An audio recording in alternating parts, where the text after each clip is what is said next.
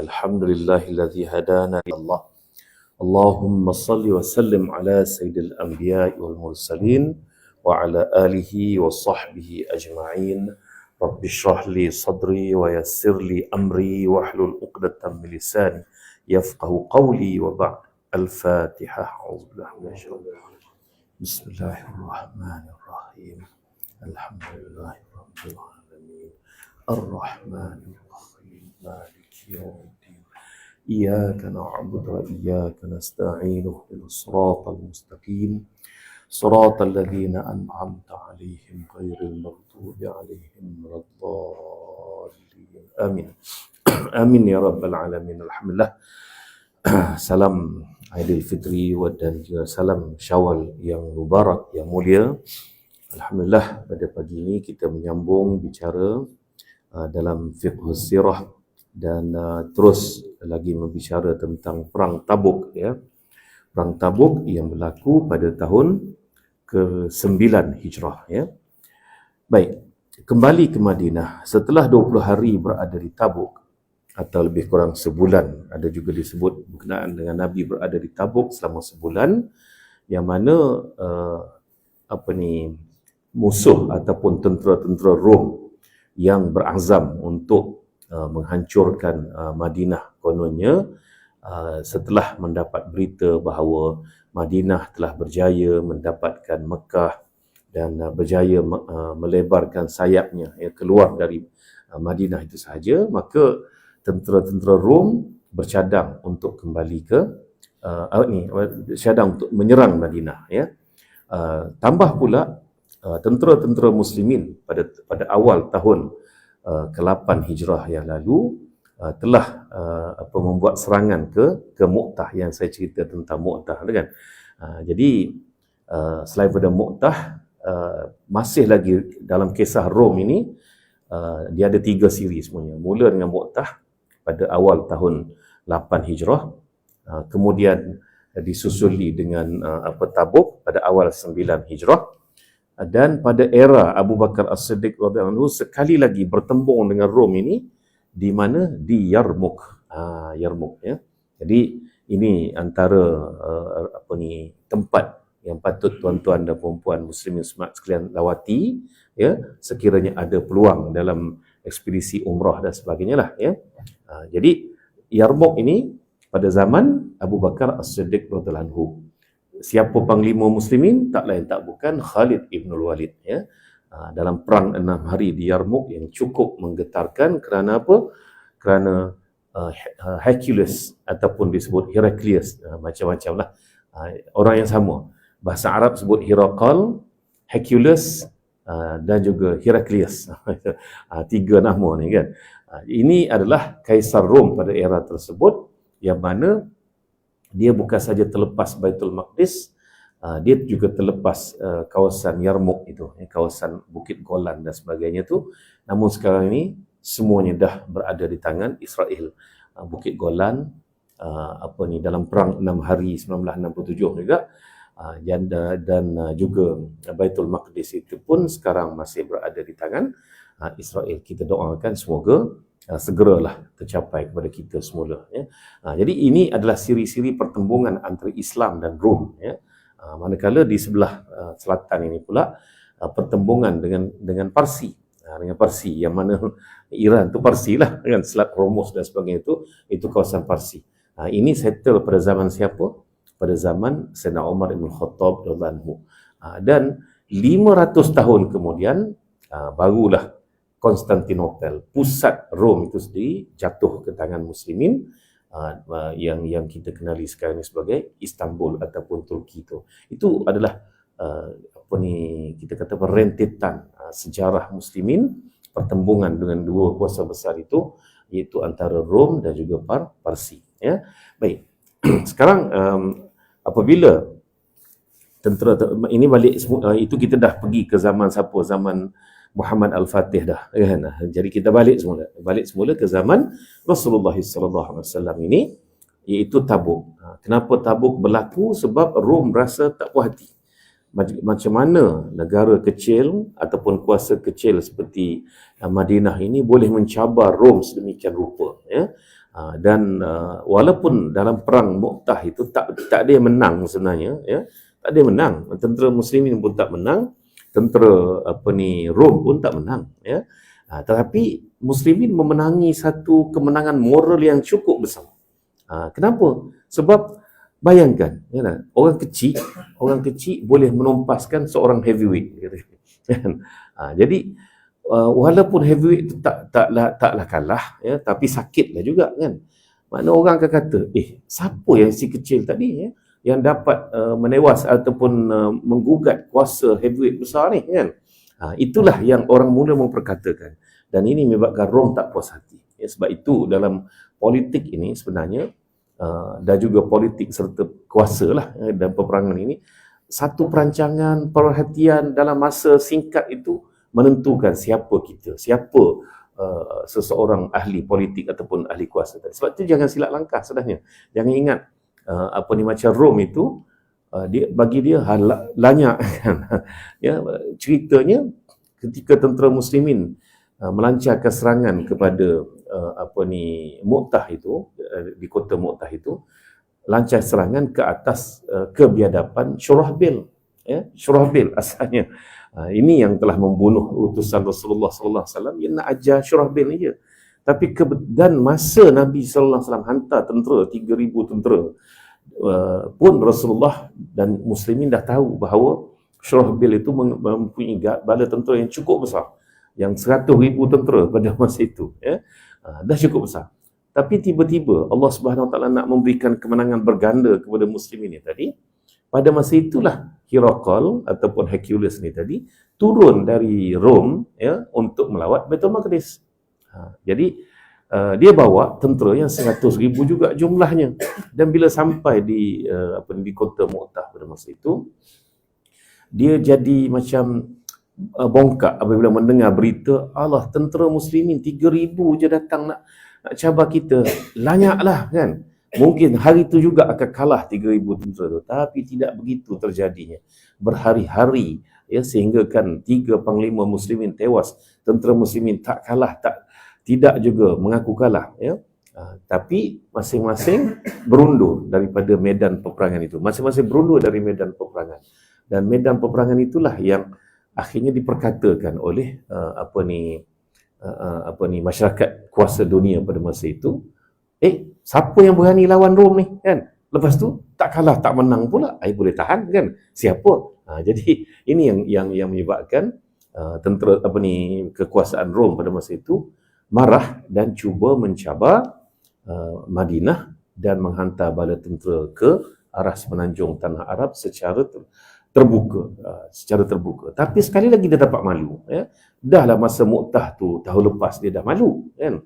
Dah malu sebab apa? Sebab tindakan yang gelojoh, tindakan yang juga boleh kita katakan sambil lewa, ya, iaitu membiarkan sepatutnya Kaisar Rom Hercules pada hari itu dia tak masuk campur dalam perang Mu'tah tu, dia tak masuk campur. Sebaliknya dia kata kepada gubernur dia ni, Syurahbil, kamu lawanlah, aku nak tengok setakat mana kamu boleh lawan. Kecil je tu, kan, 3,000 je tu, kamu ada 100,000. Lawan. Sepatut dia kata gitu, tapi tak, dia ikut sama masuk. Bila dia ikut sama masuk, ini yang kejatuhan moral dia dan kemenangan moral kepada Muslimin walaupun tak menang secara fizikal. Ya, itu yang saya katakan tadi, bahawa pertimbangan Hercules pada masa itu silap. Dengan on the spot, bila tahu tentera datang 3,000 ni, silap dia apabila masuk sekali, lawan. Dia lenyap hari ni juga. Itu silap. Sebab itulah seseorang pemimpin perlu berhati-hati, mengambil langkah yang cukup bersiap siaga dan jangan bertindak melulu ikut perasaan, ikut kata sahaja, ya. Ini yang penting pengajaran daripada perang Mu'tah itu. Perang Tabuk ni sekali lagi dia buat silap, ya. Dia buat silap apa? Bukan senang nak menjaga keseluruhan pasukan tentera ni tadi. Moral pasukan tentera ni bukan senang nak dijaga supaya semuanya bersemangat sekata dari panglima sampailah kepada tentera yang paling rendah tarafnya pada masa itu. Ini dia tak jaga. Dia tak jaga ni menyebabkan nak masuk buat kali pertama ke semenanjung tanah Arab. Perkara ni muslimin muslimat sekalian, perlu kita kembali kepada asas masa kita mula-mula baca sirah. Ya. Kenapa Allah Subhanahu Wa Taala memilih Mekah sebagai tapak dakwah untuk nabinya yang terakhir? Topik ni dibicarakan dalam semua kitab sirah. Yang tak sempurna kitab sirah itu sekiranya tak bicarakan topik tu. Kan? Jadi ulama pelbagai pendapat. Ada yang menulis ini caranya, poin-poinnya sekian-sekian. Katalah dia bagi 6 poin. Yang ini bagi 10 poin. Tapi ada satu poin ini yang boleh dikatakan semua mengungkit perkara ini. Apa dia? Kedudukan geografi Mekah. Ya, yang jauh daripada dua kuasa besar ni tadi. Ya, dan dibentengi oleh padang pasir yang begitu luas. Ya, padang pasir yang begitu luas tadi. Jadi tuan-tuan, muslimin sekalian, walaupun yang nak dilawan kali ini Madinah, bukan Mekah, kan? Tapi kekuasaan itu kekuasaan muslimin dan juga sama geografinya tadi itu, iaitu dikelilingi oleh padang pasir yang cukup luas dan di sebelah sini pula laut. Ya, sebelah sini adalah laut Hijaz ni, laut merah tadi tu. Ya. Jadi nak menghantar bala tentera, nak merempuh padang pasir yang begitu luas ni, sekarang ni pergi umrah tak nampak dah kan, sebab berapa jam? Saya tak naik lagi kedai api ni, belum sempat naik lagi. Lama dah kan. Katanya 3 jam lah masih naik kereta api, cepat dia sampai. Tapi kita hilang satu nikmat bila naik kereta api ni, iaitu menghayati padang pasir ni tadi, ya, dengan lokasi-lokasi yang masih lagi ditandai tempat tu masih ada, ya. Salah satu tempat yang saya suka singgah ni ialah tempat yang Nabi singgah masa hijrah. Ya. Jadi Allah lupa pula nama, duk recall nama tempat tu, ya. Bukan ada satu tempat tu, Allah Muhammad. Nanti dia akan datang balik. Tempat tu sebenarnya cantik. R&R dia tu macam R&R kita lah juga tempat tu, ya. Cuma pemandu bas tak suka singgah situ sebab dia tinggi. Dia tinggi. Jadi ada laluan lain yang boleh dilalui lah di antara Mekah dan Madinah tadi tu, ya. Jadi itulah nikmatnya bila kita naik bas ni, ya, naik bas ataupun naik coaster ke whatever lah kan, dengan perjalanan lebih kurang 6 jam lah antara Mekah dengan Madinah ini. Kalau dulu 8 jam tuan-tuan, ya, nak lintas antara Mekah Madinah 8 jam naik bas, memang lenguh pinggang lebih lah kan. Sekarang dalam 6 jam sajalah, ya. Jadi itulah salah satu daripada perkara yang tak sanggup ditempuhi pada masa itu. Sekarang highway pada pasir pun highway kan. Jadi dulu mana ada highway. Jadi ini yang bila tentera Rom, Kaisar Rom hantar tentera dia dalam perang Tabuk ni, tak boleh nak pergi dengan mudah. Ya, tak boleh nak pergi dengan mudah sebab merempuh padang pasir begitu luas ni, cabaran tuan-tuan, ya. Apatah lagi Allah Ta'ala dah memang sediakan nikmat di padang pasir ni, apa dia? Oasis. Ya. Oasis ni di bawah dia batu hampa yang cukup luas. Sebab itulah air tadi tertakung. Pernah saya bercakap dengan Badui di Mekah dan juga Madinah, salah satu buah yang sepanjang tahun ada, buah tembikai kan. Buah tembikai ini datangnya dari padang pasir dan dari oasis sebenarnya. Badui ni kata apa? Cukup sekali hujan, kata. Sekali hujan je, takungan air daripada sekali hujan itu dia dah boleh tanam 3 kali buah tembikai.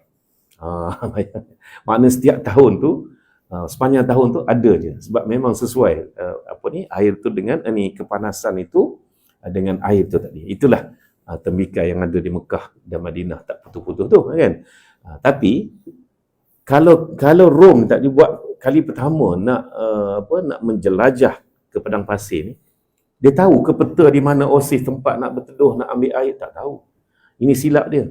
Ini silap Rom kali yang kedua lah dalam pertembungan dengan Rasulullah SAW ini. Ya?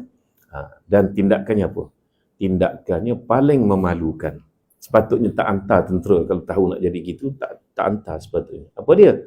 Tentera dia tak sampai-sampai pun ke Tabuk tu tadi. Tabuk tu dikira sempadan antara semenanjung Tanah Arab ni dengan tanah Syam, atas sana. Syam tu pada masa itu memang dikuasai oleh Rom, ya.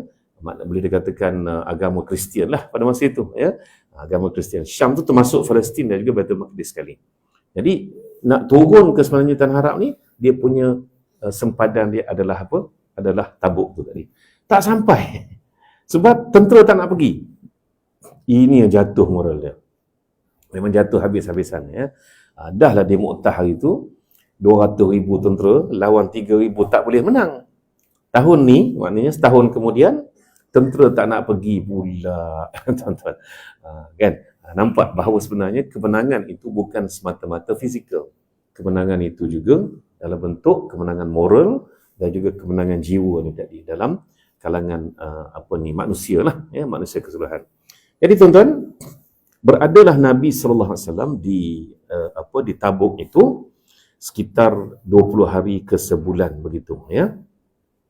Jadi kalau ikutkan kitab ini juga dikarang oleh Syekh Sufyan Rahman Mubarakfuri almarhum, setelah 20 hari berada di Tabuk, akhirnya Rasulullah sallallahu alaihi wasallam pulang ke Madinah. Kepergian dan kepulangan memakan waktu selama 30 hari sehingga totalnya 50 hari ataupun 2 bulan, ya, meninggalkan Madinah. Di tengah perjalanan, pasukan menempuh jalur di perut lembah. Sementara Rasulullah SAW menempuh jalur Uqbah. Saat itu beliau hanya ditemani oleh Ammar yang memegang tali kekang unta dan Huzaifah ibn al-Yaman yang menggiring unta. Saat itu 12 orang munafik telah mengekori mereka dengan maksud untuk membunuh Nabi sallallahu alaihi wasallam. Jadi Nabi biarkan pasukan tentera muslimin berjalan di jalur bawah ni ataupun laluan bawah, sedangkan Nabi naik atas laluan atas ataupun tanah tinggi begitu, ya.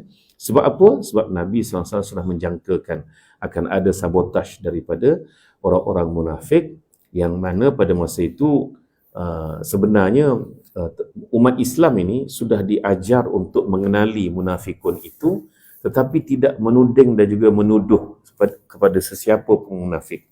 Kena ingat tu, ya. Jangan kita jangan kita menuduh sesiapa pun munafik dan sebagainya, kerana Nabi sallallahu alaihi wasallam tidak pernah menuding kepada sesiapa. Tapi bicara tentang munafikun itu ada dalam 11 surah dalam Al-Quranul Karim. Dan perkara ini sering ditanya kepada Nabi sallallahu alaihi wasallam. Bahkan dalam banyak hadis, ada salah satu hadis ini Nabi sallallahu alaihi wasallam menyebut bahawa barang siapa ada 3 sifat ini, maka dia sudah ada sifat munafik. Barang siapa ada ketiga-tiganya, maka dia adalah munafiqan khalisah. Nabi sebut, tapi tak tuding. Itulah tu Abdullah bin Ubay, tak, kan? Kenapa Nabi tak tuding? Kenapa Nabi tak tunjuk? Ini satu persoalan yang cukup menarik sebenarnya, kan? Sebab apa, tuan-tuan? Antara satu sebabnya lah, Abdullah bin Ubay bin Salul. Kita sebut 3 nama tu. Abdullah bin Ubay bin Salul, kan? Anak kepada Abdullah tu nama Abdullah juga.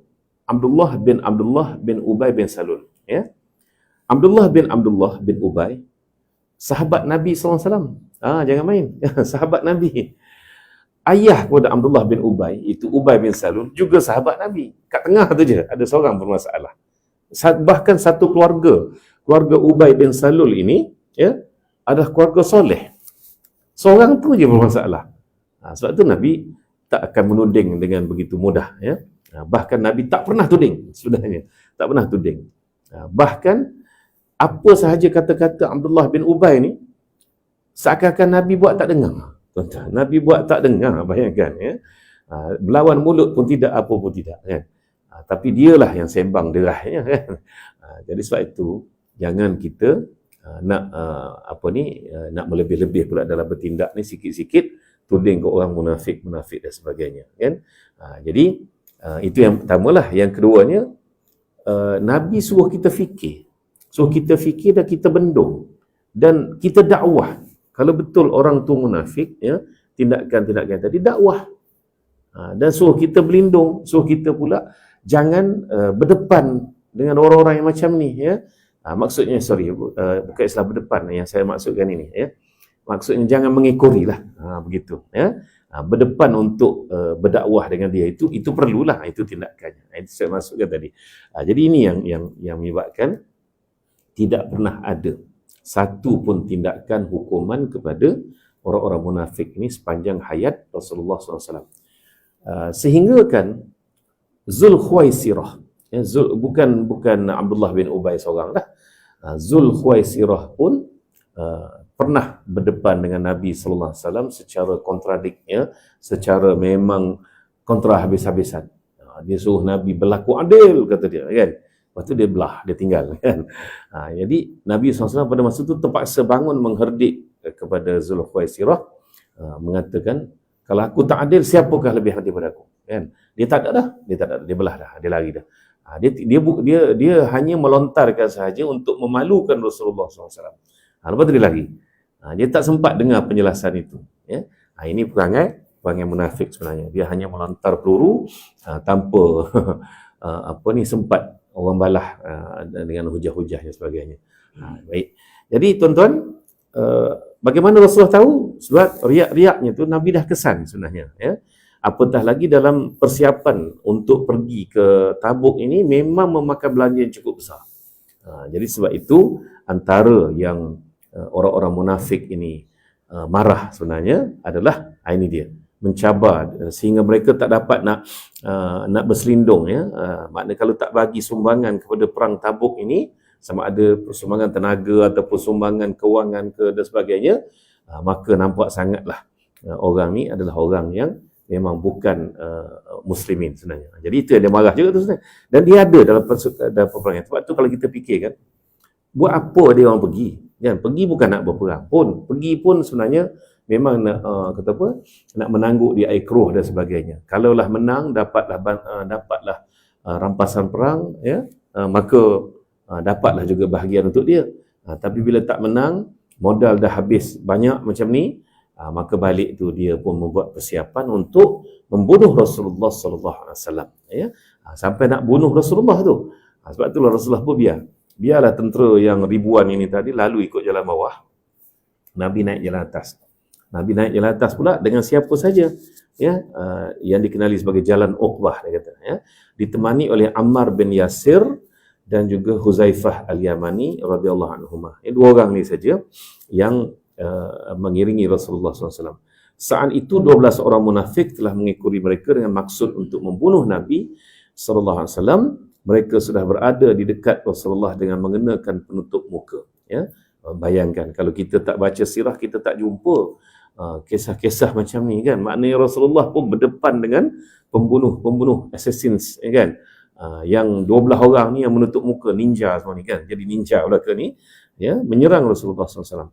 Rasulullah kemudian memerintahkan Huzaifah untuk mendekati mereka, lalu memukul wajah haiwan-haiwan tunggangan mereka dengan perisai yang dia bawa. Huzaifah melakukan perintah Rasulullah SAW, lalu Allah membuat mereka ketakutan hingga melarikan diri dan membaur dengan pasukan balik, ya. Rasulullah SAW menyebutkan nama-nama mereka kepada Huzaifah dan apa maksud mereka. Kerana peristiwa ini, Huzaifah mendapat julukan orang yang memegang rahsia Rasulullah SAW. Jadi dalam isu munafik ini, Rasulullah menugaskan Huzaifah al-Yamani, ya. Dan Huzaifah ni kali pertama dia menyiasat pasal munafikun ini ketika selepas perang Uhud. Yang mana dalam perang Uhud asal 1000 orang disabotaj oleh Abdullah bin Ubay, maka dia bawa balik, dia tarik 300 orang daripada 1000 orang tu tadi. Tinggallah 700 sahaja tentera Uhud, tentera muslimin di Uhud. Itu Nabi memang arahkan Huzaifah pergi siasat. Siapa yang 300 orang ni? Dapat nama, simpan dalam rahsia Huzaifah. Begitu juga dalam 12 orang ini, Nabi pun tahu siapa dia. Siapa nama, macam mana Nabi tahu? Inilah yang rahsia kelebihan Rasulullah SAW yang diberitahu oleh Jibril, dan juga kelebihan Rasulullah itu sendiri yang memang kenal dengan kelibat manusia-manusia tadi, ya. Kekuatan Rasulullah SAW, ya, dan juga mukjizat baginda adalah dia kenal orang dan dia ingat nama orang tu. Sebab itulah jadi satu kepelikan apabila seorang sahabat Nabi yang bertemu Nabi setahun yang lalu masuk Islam, lepas tu datang jumpa Nabi pula kali kedua setahun kemudian, Nabi tak kenal, Nabi tak cap, sebab perubahan fizikalnya tu ketara sangat. Ya, tahu apa cerita dia? Cerita dia puasa tak berhenti setahun masa. Setahun masa puasa tak berhenti, itu yang jadi tubuh cengkung Nabi tak kenal dia tu, dan tak terurus pula. Itu yang Nabi sebut bahawa aku ni Rasul, aku juga berpuasa dan berbuka. Maknanya ada hari aku tak puasa. Ya, aku ni Rasul, aku juga berkahwin dan beranak pinak.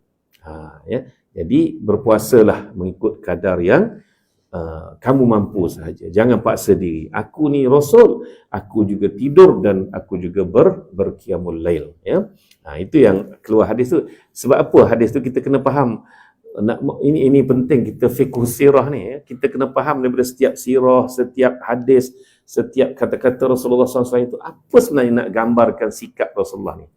Yang saya boleh nampak dekat sini ialah Rasulullah SAW ini memang kenal orang, ingat nama orang tu pula. Sebab itulah pakailah ninja macam mana pun, 12 orang serang di padang pasir tu, Nabi SAW kenal seorang-seorang tu siapa, dan Nabi SAW sebut kepada Huzaifah nama mereka ini, dan Huzaifah pun simpan. Jadi walaupun 12 orang ini, setelah mereka lari daripada tindakan mengejut yang mana Huzaifah lakukan, masuk dalam pasukan tentera muslimin balik, tapi nama mereka dah ada. Ya. Kemudian Masjid Dirar dirobohkan. Kaum munafik mendirikan sebuah masjid dengan maksud menciptakan perpecahan antara orang-orang mukmin. Masjid ini dibangun untuk menampung siapa pun yang ingin memerangi Allah dan Rasulnya. Mereka meminta Rasulullah SAW untuk salat di sana, di Masjid Dirar itu, tapi Rasulullah SAW sentiasa sahaja ada urusan yang menangguhkan untuk pergi ke Masjid Dirar itu tadi. Ya. Masjid Dirar ini dekat dengan Masjid Quba. Dia tak bubuh nama Masjid Dirar, ya. Dia tu bubuh nama masjid lain, tapi di sisi Islam Allah Ta'ala menggelarkannya dengan Masjid Dirar. Ya. Maka sebab itulah dalam sejarah kita kenal dia sebagai Masjid Dirar. Jadi Masjid Dirar ini dibina untuk challenge Masjid Quba, ya. Sebenarnya sebab mereka tahu Masjid Quba itu tinggi nilainya di sisi Islam. Sebab itulah masjid pertama yang dibina dalam Islam, ya. Bahkan dalam masa Nabi hijrah pula, dan Nabi cukup sayang dengan Masjid Quba itu tadi, ya. Jadi binalah berdekatan dengan Masjid Quba itu. Jemputlah Rasulullah SAW pergi sembahyang dekat masjid dia. Jadi bila Rasulullah pergi sembahyang dekat masjid dia tadi tu, maka seakan-akan Nabi merasmikanlah masjid tadi. Tetapi tertangguh-tangguh, ya. Dan mereka minta solat. Ini terjadi di tengah baginda bersiap-siap untuk berangkat ke Tabuk. Baginda kata, aku sedang proses berangkat ataupun dalam persiapan, nanti sahaja setelah kami pulang insya-Allah, kata Nabi.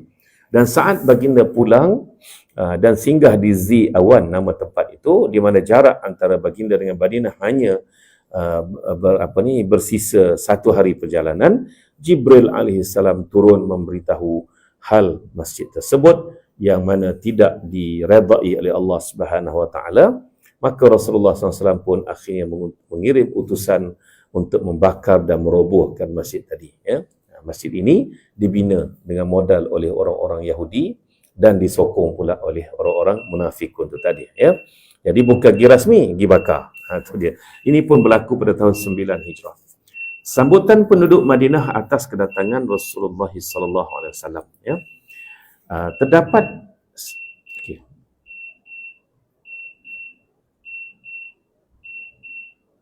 Okey. Ketika tanda-tanda Madinah sudah terlihat dari kejauhan, ada sedikit perbezaan, ya. Iaitu tala'al badru alaina min saniyatil wada' ni tadi, wajib syukru alaina, ya. Sampailah habis syair itu syair tu sebenarnya, itu qasidah. Sebenarnya itu qasidah, selawat tu, kan. Kita selalu alun-alunkan qasidah itu sebagai selawat dalam Maulidur Rasul contohnya, kan, dalam hijrah biasanya. Dan Saniyatul Wada' ni, Saniyah ni adalah satu bangunan lah, bangunan ataupun menara senang cerita. Menara tinjau, istilah orang sekarang ni, menara tinjau yang dibina di pintu masuk ke setiap kampung, kawasan dan sebagainya. Jadi Saniyatul Wada' ini kedudukannya bukan di selatan, bukan dekat dengan Quba tu kan. Tapi sebaliknya di utara. Maknanya kawasan dekat dengan Uhud begitu, yang lebih kurang ya. Jadi bagaimana pula dikatakan syair ini dialunkan oleh orang-orang Ansar ketika melihat Rasulullah sallallahu alaihi wasallam yang datang dari arah Mekah ni tadi kan. Jadi Rasulullah SAW berada di Quba selama 3 hari. Lepas 3 hari itu Nabi pun mula masuk ke Yathrib. Jadi Saniyatul Wada' ini adalah berada di pintu masuk utara Yathrib, bukannya selatan. Jadi bagaimana pula dikatakan syair ini dialunkan ketika Nabi mula sampai dalam hijrah? Jadi dia ada khilaf kat situ sebenarnya. Dia ada khilaf kat situ dan mengikut salah satu daripada perbezaan pendapat dalam sirah ini, inilah dia yang nampak jelasnya. Iaitu apabila pergi ke Tabuk yang memakan masa begitu lama, pergi balik 2 bulan masanya, maka penduduk-penduduk ataupun rakyat Madinah ni tertunggu-tunggu ya kedatangan Rasulullah SAW dan juga pasukan tentera Tabuk. Jadi bila nampak tentera muslimin yang sudah rombongan pulang dari Tabuk ni tadi, maka inilah yang dialun-alunkan oleh orang-orang Madinah pada masa itu dengan menyebut tala'al badru alaina min saniyatil wada' ya. Itu salah satu daripada huraian sejarah lah ya. Baik. Dalam perang Tabuk dan juga pasca perang Tabuk ini ada satu kisah panjang yang nanti insya-Allah kita akan baca kisah itu berdasarkan hadis yang diceritakan sendiri oleh Ka'ab ya, yang telah terlibat dalam pemulauan selama 40 hari lebih 40 hari lebih, iaitu berkenaan dengan mereka yang tidak ikut serta dalam perang Tabuk ni tadi ya. Secara mudahnya begini, dan insya-Allah kita kena rujuk kepada hadis itu. Hadis itu ada dalam kitab Riyadhus Salihin bab taubat. Panjang hadis itu, cerita daripada first day kejadian dipulaukan oleh Rasulullah SAW sampailah kepada kembalinya mereka ke pangkuan Rasulullah SAW, 3 orang ni tadi ya. Baik. Mereka orang-orang yang tidak ikut serta dalam perang ini dari kalangan kaum munafik datang mengemukakan alasan dan bersumpah. Rasulullah SAW menerima di sisi luar mereka dan menyerahkan urusan batin mereka kepada Allah Subhanahu Wa Taala. Jadi mari-mari mereka pun beri alasan, minta maaf Rasulullah begitu begini gerbak-gerbuk dan sebagainya contohnya. Maka Rasul kata, baik, aku terima kan, tak ada apa, itu urusan kamu dengan Allah lah. Sebab kamu ada alasan. Tiba-tiba daripada yang ramai-ramai datang ni, ada 3 orang yang tidak memberikan alasan. Dan 3 orang ni lah sebenarnya sahabat Rasulullah SAW. Yang lain-lain tu sebenarnya bukan sahabat. Itu munafikun sebenarnya, yang stay dekat Madinah tak keluar-keluar ya. Maknanya tidak pergi ke Tabuk tadi. Disebutkan bahawa pada hari penghakiman selepas pulang dari Tabuk ada 83 orang. Ada 83 orang yang dihadapkan ke hadapan Rasulullah SAW. Kenapa kamu ni tidak pergi berperang? Maka yang munafik ni bagi alasan, begitulah, beginilah, isteri sakitlah, anak sakitlah, nenek sakitlah, contohnya kan. Jadi yang 3 orang ini, siapa mereka bertiga? Ka'ab bin Malik, Murarah bin Rabi', Hilal bin Umayyah ya. Ada seorang sahabat, dia kata, sahabat saya bukan sahabat Nabi. Dia kata ingat KMH dia kata ya. Ka'ab, Murarah ya, dan Hilal ya. 3 orang kata dia. Mereka berkata jujur dan tidak juga beralasan apapun. Rasulullah SAW tiba-tiba memalingkan muka daripada mereka bertiga ni tadi. Yang 80 ni mari bagi alasan. Nabi kata, baik, aku terima alasan kamu dan selebihnya pada Allah Subhanahu Wa Taala kan. Yang kedua, yang ketiga sampailah ke 80 semua. Tiba-tiba yang 81 ni, saya tak ikut bilangan, contoh je ni ya. Tiba-tiba yang 81 ni Ka'ab bin Malik kan. Ka'ab kata, ya Rasulullah, tak ada alasan, memang kecuaian saya semata-mata. Nabi terus pandang, paling lain, tak pandang muka dia. Kemudian datang pula Murarah bin Rabi'. Kemudian datanglah pula Hilal bin Umayyah. 3 orang ni macam itulah. Maka Rasulullah pun terus memula daripada saat itu, ya. Baik. Jadi yang 80 tadi lepas, yang 3 orang ni kena pulau. Di mana kebaikan bercakap benar kalau begitu? Di mana kebaikan bercakap benar kalau begitu? Tunggulah episodnya setelah kita baca hadis Ka'ab bin Malik ni tadi, ya. Baik, baginda juga memerintahkan kaum muslimin untuk tidak berbicara dengan mereka bertiga hingga semua orang bersikap lain pada mereka. Bumi terasa asing bagi mereka, bumi yang semikian luas juga terasa sempit bagi jiwa mereka, dan dunia terasa gelap bagi mereka. Setelah berlalu genap selama 40 hari, ada disebut sebagai 44 hari, mereka diperintahkan untuk tidak mendekati isteri-isteri mereka. Setelah genap berlalu selama 50 hari, Allah Subhanahu Wa Taala menurunkan penerimaan taubat mereka seperti mana dalam surat Taubah ayat 118.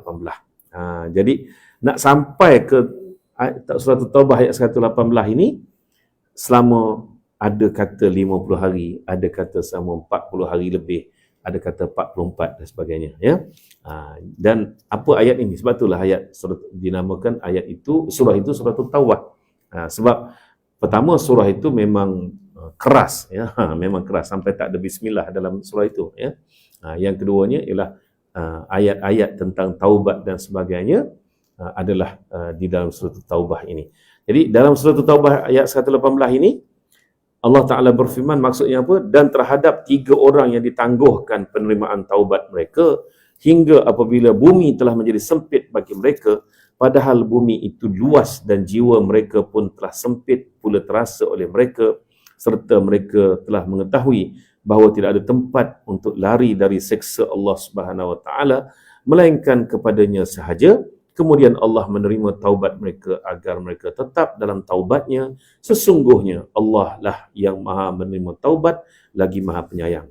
Kaum muslimin merasa senang dan ketiga orang ini pun sangat senang dengan kesenangan yang tidak boleh digambarkan. Mereka semua ikut senang gembira, berbahagi dan bersedekah. Tanda syukur pada hari itu, kaum muslimin turut bersedekah. Bukan hanya 3 orang ni saja yang bersedekah, semua juga bersedekah. Maknanya jiwa kaum muslimin itu begitu padu. Tapi kalau dah Rasulullah kata pulau-pulau lah, nak macam mana, kan? Inilah kelebihan bercakap benar, kan? Yang 80 tadi, apa status mereka? Sedangkan Rasulullah menggantung mereka itu kepada Allah Subhanahu Wa Taala. Aku terima alasan kamu, tapi selebihnya terpulanglah kepada Allah Subhanahu Wa Taala, kan? Jadi yang 3 orang ni jelas lah, kan? Itulah kok mana pun bercakap benar jugalah yang baik dan bermanfaat sebenarnya. Okey, Rasulullah SAW kembali dari Tabuk pada bulan Rajab 9 Hijrah. Asumah bin Abjur, Raja Najasyi juga meninggal dunia. Najasyi pada masa itu yang banyak menolong Rasulullah SAW dan juga kaum muslimin ini, namanya Asumah bin Abjur. Najasyi itu istilah macam kita sekarang sultan lah, ya. Juga meninggal dunia pada bulan itu. Rasulullah SAW kemudiannya mengerjakan salat ghaib untuknya di Madinah, dan inilah yang menjadi dalil setelah kita tahu, ya, tentang kematian sahabat kita. Tahu berapa lama dah dia meninggal? Dah 2 bulan. Maka tidak lagi ada disyariatkan kita solat jenazah ghaib, ya. Tapi dah berapa lama dah meninggal? 29 hari. Okey, solat jenazah ghaib, ya. Masih ada tempoh dia. Berapa lama? 30 hari. Saya tahu seorang sahabat saya meninggal 2021. Baru tahu dalam sebelum Ramadan, baru ni baru tahu, kan. Jadi tak boleh solat ghaib dah, tak ada apa, tapi kita sedekahlah Fatihah kepada dia, ya. Pasal lama tak dengar berita, kita pun tak terfikir, kan. Maknanya tak terfikir ialah sebab dia pun muda pada kita, muda 3 tahun pada kita. Takdir Allah SWT kena kanser, kan. Jadi 5 tahun baru tahu, Masya Allah. Jadi kita sedekahkan inilah Fatihah ke doa untuk dia saja. Tapi kalau dalam tempoh sebulan, maka afdal untuk kita dirikan salat jenazah ghaib, ya. Dan ini dalilnya. Kenapa? kenapa Rasulullah SAW tahu tentang kematian Najasyi Asumah bin Abjur ini dalam tempoh yang sama, tak lebih daripada sebulan, ya.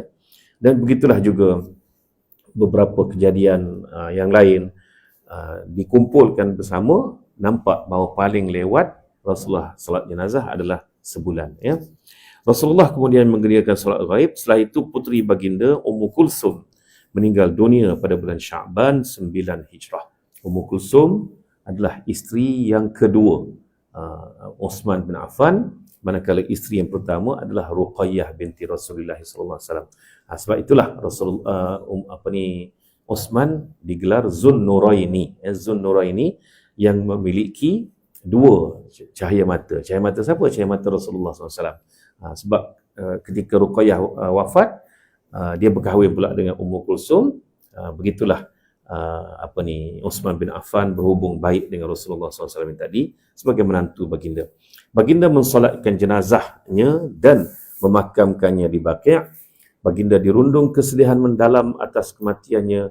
Baginda berkata kepada Uthman, andaikan aku mempunyai puteri lagi yang ketiga, tentu aku nikahkan kepadamu. Masya Allah, betapa sayangnya Rasulullah SAW kepada Uthman bin Affan tadi. Pada bulan Zulqa'dah 9 Hijriah, pemimpin kaum munafik Abdullah bin Ubay telah meninggal dunia. Sebenarnya Abdullah bin Ubay ini setelah turunnya surah Al-Munafikun, ya. Surah Al-Munafikun turun bila? Turun pada tahun 7 Hijrah, ya, tahun 7 Hijrah. Sejak daripada tahun 7 Hijrah tu Abdullah bin Ubay dah mula ditinggalkan. Mula ditinggalkan oleh umat Islam ni tadi. Sebab selama ini, sebab itulah Rasulullah SAW tak bagi sebar nama-nama orang yang sabotaj yang keluar dari perang Uhud. Ya, Nabi tak bagi sebar sampai hari ini tak terbocor rahsia itu. Sebenarnya rahsia itu ada dengan Huzaifah Al-Yamani radhiyallahu anhu. Sebabnya yang 300 ni tak semuanya munafik sebenarnya yang keluar ni, tapi terpengaruh dengan bapa munafik itu. Sebenarnya itu antara hikmah kenapa Rasulullah tak bagi sebar, dan Rasulullah pun tak nak tahu. Yang Rasulullah pun tak nak tahu sebenarnya, tapi suruh pegang. Jadi yang 12 orang yang serbu Rasulullah ketika perjalanan balik dari perang Tabuk itu memang confirm lah geng munafik sungguh tu. Tu pun Rasulullah bagi tahu dekat Huzaifah je. Lepas tu diam, pegang, jangan sekali-kali kamu sebarkan, kamu bocorkan, ya. Jadi setelah turun surah Al-Munafikun, ramai mula sedar siapa Abdullah bin Ubay, termasuklah pengikut-pengikutnya yang selama ni duk ingat Abdullah ni sahabat Rasulullah SAW, ya. Jadi bila mereka sedar daripada surah Munafikun itu, maka mereka mula menjauhi Abdullah bin Ubay. Ternyata mereka ini bukan munafik, sebaliknya terpengaruh dengan bapa munafik itu. Jadi apa kesannya, ya? Kesannya ialah Abdullah mula kehilangan kawan, mula dia rasa terpencil, mula dia rasa jiwanya tu kacau, sakit dan sebagainya. Maka 9 Hijrah, ya, bulan Zulqa'dah 9 Hijriah, tak lama selepas balik dari perang Tabuk ini, meninggallah Abdullah bin Ubay. Rasulullah SAW memohonkan keampunan untuknya dan mensalatkannya. Itu satu riwayatnya. Umar sebenarnya sudah berupaya untuk mencegah baginda agar tidak mensalatkan jenazahnya. Namun baginda tetap mensalatkan jenazah. Setelah itu turunlah ayat-ayat Al-Quran yang melarang mensalatkan jenazah orang-orang munafik. Ini adalah satu pendapat. Satu lagi pendapat mengatakan Rasulullah tidak sempat pergi solat jenazah Abdullah bin Ubay. Tak sempat pergi. Sebab apa? Sebab turun ayat-ayat itu dalam proses Nabi nak pergi solat jenazah. Lalu Rasulullah pun tak pergi solat jenazah dan mengarahkan anaknya sajalah menguruskan jenazah ayahnya. Jadi kalau tuan-tuan baca, contohnya dalam kitab ini disebut Nabi sempat pergi. Lepas pergi itu barulah turun ayat tentang munafik dan Nabi tak pergi lagi. Selepas itu kepada sesiapa yang disyaki munafik lah maknanya. Ataupun sebenarnya memang bukan disyaki lagi. Memang Nabi tahu itu munafik sebenarnya. Sebab itu Sayyidina Umar Ibn Khattab radhiyallahu anhu, bila mati seseorang di Madinah itu, Nabi tengok Umar tengok kepada Huzaifah. Kalau Huzaifah tak pergi, maka Umar pun tak pergilah, kan? Kalau Huzaifah pergi, Umar pun pergilah. Kenapa? Sebab Huzaifah yang tahu senarai munafik tu tadi, kan? Jadi ada dua pendapat ya. Jadi jangan, kalau tuan-tuan baca satu kitab tu, satu buku sirah itu, dia kata Nabi pergi, contoh macam buku ni, tak payah duk lawan, salah ni, tak, dia ada beza pendapat pada masa itu. Manakala baca pula buku lain, tiba-tiba kata Nabi tak pergi, salah ni. Sebab apa? Sebab kita dah tahu dah Nabi pergi sebenarnya kan. Jadi itulah dia sebenarnya perbezaan riwayat namanya ya. Jadi saya lebih cenderung berpegang bahawa Nabi sallallahu alaihi wasallam tidak pergi solat jenazah itu kerana ayat-ayat itu turun terlebih dahulu dalam proses Nabi nak pergi. Walau bagaimanapun dah buku ni kata begitu, ini pandangan yang diterima oleh penulis buku ini ya. Jadi jangan duk gaduh-gaduh kita ni, benda small matter saja, itu khilaf sirah saja. Wallahu alam. Kita tangguhkan dengan tasbih kafarah dan juga surat subhanakallahumma wa bihamdika asyhadu an la ilaha illa anta bismillahirrahmanirrahim. Innal insana lafi khusr illa alladziina aamanu wa tawassaw bil haqqi wa tawassaw bis sabr. Sadaqallahul azim. Wabillahi taufiq wal hidayah. Wassalamu alaikum warahmatullahi wabarakatuh.